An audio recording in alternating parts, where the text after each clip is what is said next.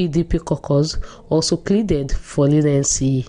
We have gone to the House, tender our always apology, and we show the remorse that we are sincerely apology to the House. So please, let us give you another opportunity, like the Deputy Speaker said. Let him reverse his apology and another one.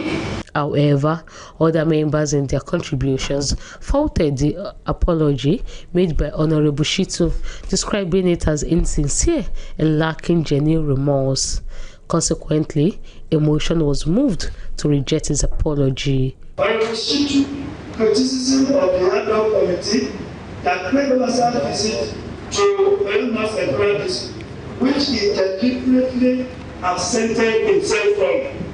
His public collaboration of the committee he did not participate in is considered irresponsible and in bad faith.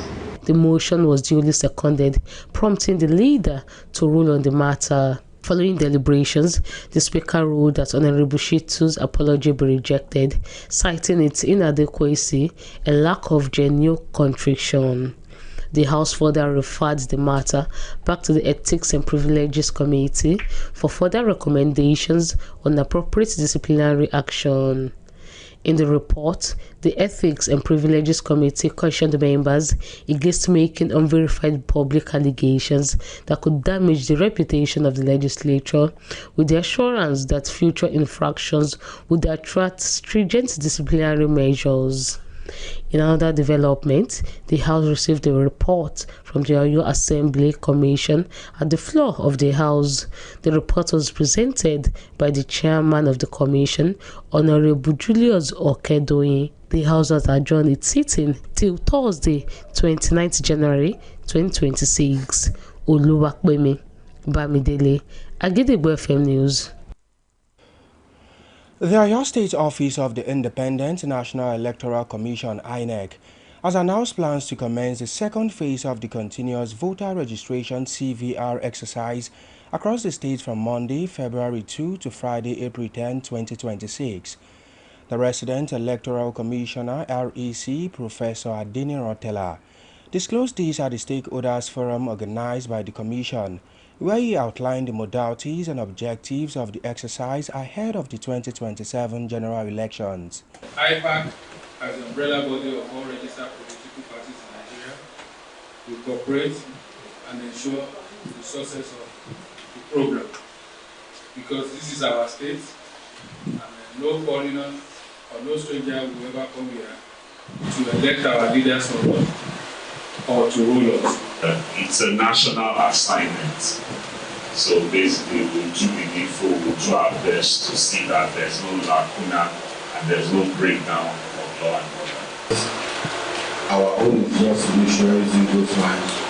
Nobody is intimidated, victimized, forced to vote, or not allowed to vote. To make sure everything is peaceful. Professor Teller added that the exercise would also cater to voters who have lost their permanent voters cards (PVCs), those with defaced or damaged cards, as well as citizens seeking to transfer their registration from one polling unit, ward or state to another. In their goodwill messages, stakeholders at the forum, including representatives of the Nigerian Police Force, the Nigerian Army, the Department of State Services, the Nigerian Correctional Service and the Nigerian Immigration Service, pledged their support to ensure each free exercise. IPAC, as the umbrella body of all registered political parties in Nigeria, will cooperate and ensure the success of the program, because this is our state, and no foreigner or no stranger will ever come here to elect our leaders or to rule us. It's a national assignment. So basically, we'll do the needful, we'll do our best to see that there's no lacuna and there's no breakdown of law and order. Our own is just to make sure everything goes fine. Nobody is intimidated, victimized, forced to vote, or not allowed to vote. To make sure everything is peaceful. Professor Teller further reiterated INEC's unwavering commitment to delivering free, fair, credible and inclusive elections, assuring stakeholders of the Commission's neutrality, transparency and dedication to making the second phase of the CVR exercise a resounding success as the journey to the 2027 general elections begins in the Payseta state. A member of the Oyo State Council of the Nigeria Association of School of University NASU, Comrade Ibrahim Akonde, has emphasized the need for government support for youth-led education initiatives, highlighting their potential to drive state development. In an interview with Agidigbo FM News, Comrade Akonde urged the government to recognize Nigerian youths as key partners in transforming the nation's education system. You see, there is no way in Nigeria, in education sector, will not need youth. Because as it is now, they are the one who are supposed to be promoting education, coming up with some policies that would benefit the students. Unlike before, because if you critically look at education, in the past we will be having a larger numbers of dropouts in most of our schools. But this time around, it has drastically reduced. Comrade Akonde called on the government to ensure the sustainability of educational programs created for youths, advocating for proper awareness and maintenance. And now it is time to link up with our United Kingdom studio for the foreign news. News from Kulamza studio at Gidigbo FM. United Kingdom, I am Olushola Damilola. Dozens of new facial live recognition vans will be delivered to police forces under sweeping reforms. The Home Secretary announced that all forces across England and Wales will be given AI tools to reduce the amount of time the officers must spend behind the desk, which will allow them to be on the beat. Shabana Mahmood told the MPs that the UK government will invest more than £140 million in new technologies to assist officers in the fight against crime. The live facial recognition vans will be used to catch people on police watch lists, find missing and vulnerable individuals, and deter criminal behavior. The move comes as part of major changes revealed in the government white paper on police reforms, which seeks to also create a British FBI and drastically cut the number of police forces. Education Secretary Bridget Phillipson has announced that all schools in England should follow the new government guidance and be phone-free for the entire school day. In a letter to the schools, she said it was not appropriate for phones to be used as calculator or for research during lessons as well as during break time and lunch time. She stated further that Ofsted will be inspecting schools on the implementation of the mobile phone policies, while she also advised teachers not to use their phone in front of pupils. And that ends the news from Kulamza studio at Gidigbo FM. United Kingdom, I am Olushola Damilola. We shall also be moving to our Maryland studio, United States, for more foreign news. News from Kule Amzat Studio, Agidigbo FM, United States. I am Oluwatosin Soya. Border Patrol Commander Gregory Bovino and some of his green uniformed agents are expected to soon leave the Minneapolis area, according to reporters. Bovino was relieved of his command in Minneapolis and is expected to return to California's El Centro sector, where he served as the chief agent before the Trump administration deployed him to major American cities, including Los Angeles and Chicago. The development, which effectively amounts to a demotion, follows intense backlash over how top federal officials, including Bovino, responded to the fatal shooting of ICU nurse Alice Preddy.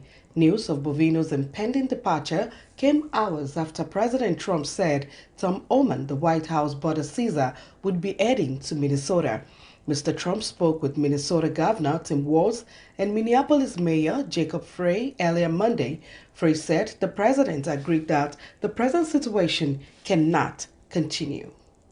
Prime Minister Keir Starmer will fly to China on Tuesday on the first visit by a British leader in 8 years in a bid to mend ties with the world's second-largest economy and reduce its dependence on an increasingly unpredictable United States. Starmer is the latest Western leader to visit China, and his trip comes amid tensions between Britain and its long-standing closest ally, the United States, over President Donald Trump's threat to take control of Greenland. On a 3-day visit accompanied by dozens of business executives and travel to Shanghai before a brief visit to Japan. And that is the news from Kule Amzat Studio at Gidigbo FM, United States. I am Oluwatosi Soya. Now to the exciting world of sport. The Executive Governor of Abia State, His Excellency Dr. Alex Chioma Oti, has approved the appointment of coach Dutch Gustave Emmanuel as the new head coach of Enyimba International Football Club, ABA. Enyimba International Football Club remains Nigeria's most decorated football club and one of Abia State's most prominent sporting brands across Africa. As a two-time CAF Champions League winner and multiple-time domestic league champion, Enyimba has historically projected Abia State on the continental football stage and inspired generations of footballers and supporters. In recent times, the club has experienced a decline from its traditional standard of excellence. The administration of Governor Alex Oti is determined to restore Enyimba's pride of place as a dominant force in Nigeria and African football, while also repositioning the club for professionalism, sustainability and strong corporate governance. The appointment of Dutch Gustave Emmanuel is part of the strategic effort to reinvigorate the technical direction of the club, strengthen its competitive edge and lay a solid foundation for long-term success.